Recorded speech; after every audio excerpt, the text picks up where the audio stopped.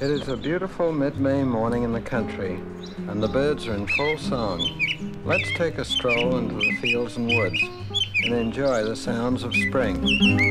Some of the songs are familiar, but others may require identification. As we leave the house, we hear the clear notes of the robin, which is actually a member of the thrush family. A pair of chickadees are nesting in a nearby tree.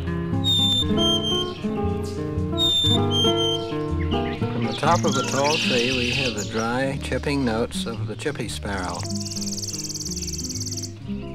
It is a very unmusical song, but the bird delivering it throws its head back as if it were singing an operatic aria.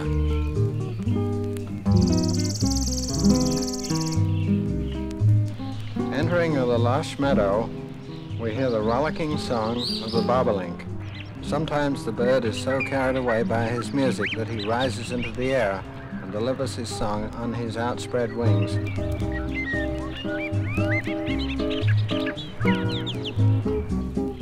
now the glorious song of the brown thrasher, singing from the topmost twig of one of the oak trees.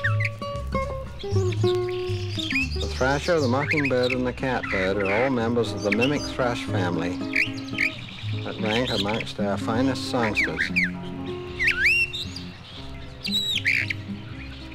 As if in jealousy, a blue jay breaks into the thrasher's song with his discordant cry.